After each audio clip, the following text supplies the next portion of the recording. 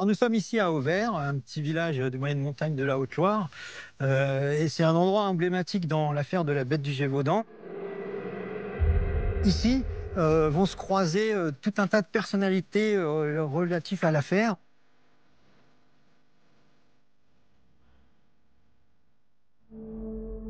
Ces petits bourgs de haute montagne, qu'il faut bien le dire, ne sont pas des lieux touristiques. Les gens n'ont pas l'habitude de voir des chasseurs, de voir des envoyés du pouvoir royal, tels que Monsieur Antoine, qui est porte-arquebus du roi. Alors, porte-arquebus, c'est-à-dire c'est lui qui est chargé, l'officier chargé de porter le fusil du roi à la chasse. Donc, c'est un proche du roi Louis XV, un familier. Ça fait plus de 3 décennies qu'il chasse avec lui. Ils ont tous transité par le bourg d'Auvers à un moment donné ou à un autre de l'affaire.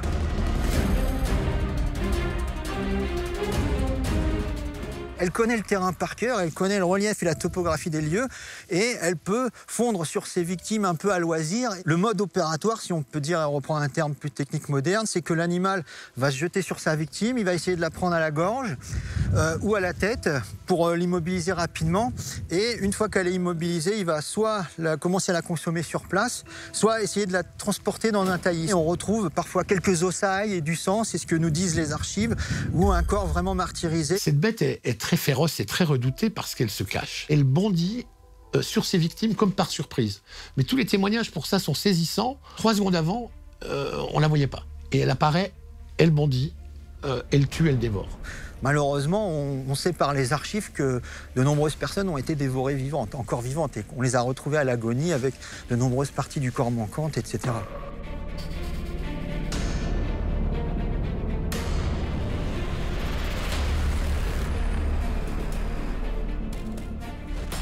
On met aussi la tête de la bête de Gévaudan à prix. L'État du Languedoc propose 2000 livres à qui abattra la bête du Gévaudan. Les gens qui vont aller à la rencontre de cette bête, et surtout pour la tuer, sont quand même très aguerris. On a des chasseurs, on a des louvetiers, on a des soldats, sont des gens qui savent faire.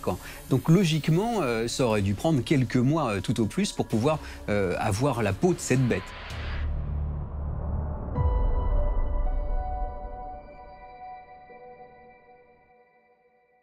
Un beau jour, François-Antoine, porte-arquebuse, capture une bête. On se dit, ça y est, on a enfin trouvé la bête du Gévaudan. On emmène la créature à Versailles, on la fait empailler, on l'expose au roi, tout le monde est content. Le seul problème, c'est que quelques semaines après, la bête du Gévaudan refait parler d'elle. À plusieurs reprises, on va penser qu'on a tué la bête du Gévaudan. Il y a un épisode marquant, l'épisode de 2 jeunes filles, et notamment une jeune fille qui s'appelle Marie-Jeanne Valette.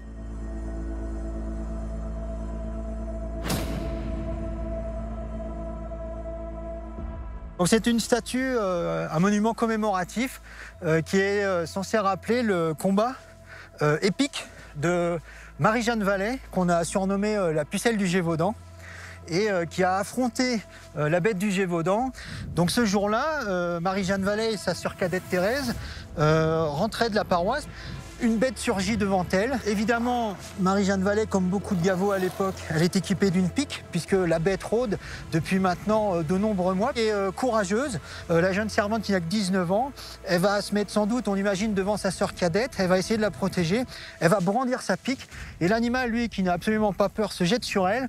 Et comme on le voit, qui est très bien représenté sur cette sculpture, elle va réussir en fait à enfoncer sa pique dans le poitrail de l'animal, qui va pousser un grand cri, qui va se jeter dans la rivière, qui va tournoyer et qui va disparaître. On a trouvé d'ailleurs une trace de sang sur plusieurs dizaines de centimètres sur cette lance. Elle aura la vie sauve, sa sœur aussi. Et tout le monde espère que la bête va mourir, et pendant 3 semaines, il ne va rien se passer. Et malheureusement, la bête, elle aussi, aura la vie sauve.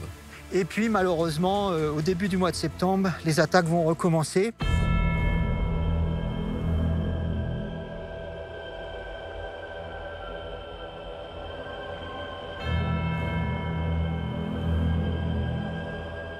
On a tenté plusieurs fois de tuer cette bête et on a réussi à la toucher plusieurs fois. Elle a beau être touchée par des balles de fusil, par des pics, par des couteaux, par tout un tas de choses, eh bien elle s'en sort. Et elle s'en sort très très bien. Et ça impressionne beaucoup la population. Et là, on commence à parler d'une bête diabolique. C'est-à-dire que dans les croyances populaires, pour la population en tout cas, c'est vraiment quelque chose qui est lié au diable.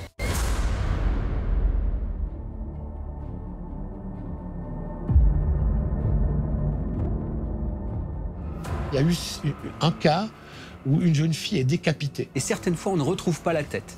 Donc ça, c'est beaucoup plus curieux parce qu'on imagine difficilement une bête capable de trancher nettement, avec ses griffes, par exemple, le cou et donc emporter la tête d'une personne. Ça paraît déjà un peu bizarre. D'où la naissance de différentes théories depuis, et qui expliquent que la bête du Gévaudan, en fait, c'était un être humain, un homme qui se déguisait en animal féroce et qui a probablement tué et agressé toutes ses victimes. L'éventualité d'une intervention humaine ou d'un serial killer, mais il faut voir que c'est un animal qui, sans doute, disposait d'une musculature assez puissante, et quand il attaque un enfant de 6 ans, 8 ans, même un jeune adolescent, à la tête, à la gorge, il peut arriver que sous la force de la pression de sa mâchoire, la tête se détache.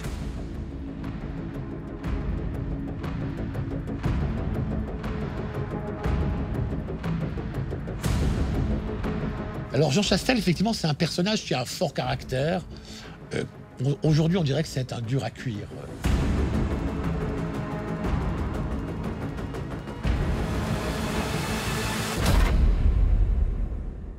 Ici, nous arrivons au lieu-dit la Sogne d'Auvers, et c'est ici que la tradition locale place le lieu d'abattage de la bête du Gévaudan, donc le 19 juin 1767. Alors, le paysage a pas mal changé depuis l'époque.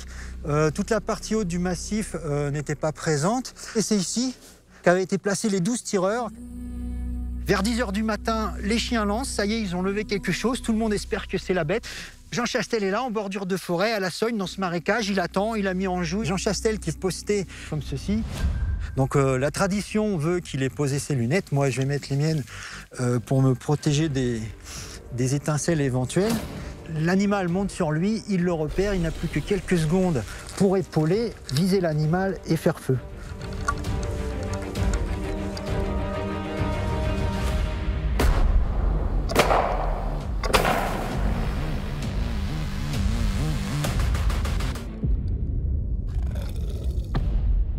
L'animal est touché, il s'effondre, il a été très grièvement blessé et il va agoniser rapidement et mourir. Et Chastel, on imagine, en s'approchant, a dû la reconnaître par ses caractéristiques, sa taille, la couleur de son pelage.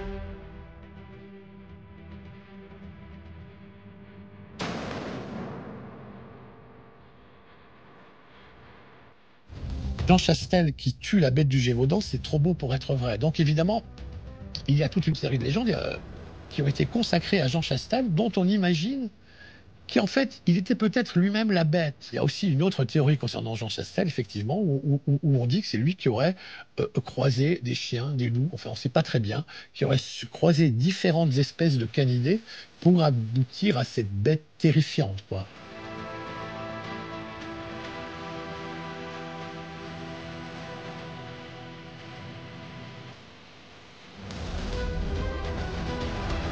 Ça reste un mystère qui perdure et qui fascine. On est là 3 siècles après la bête du Gévaudan. Il y a encore des livres, il y a encore des émissions de télévision, il y a encore des films avec toutes sortes de théories, plus ou moins sérieuses. Si cette affaire a fait couler beaucoup d'encre et en fait toujours couler beaucoup aujourd'hui, c'est qu'on n'aura jamais le fin mot de l'histoire, puisqu'on n'a jamais conservé la dépouille des supposées bêtes du Gévaudan. Donc on ne pourra jamais faire d'analyse ADN dessus. La bête du Gévaudan, c'est ça, son grand mérite, c'est le faire parler encore aujourd'hui, et puis on n'a pas les réponses à toutes les questions.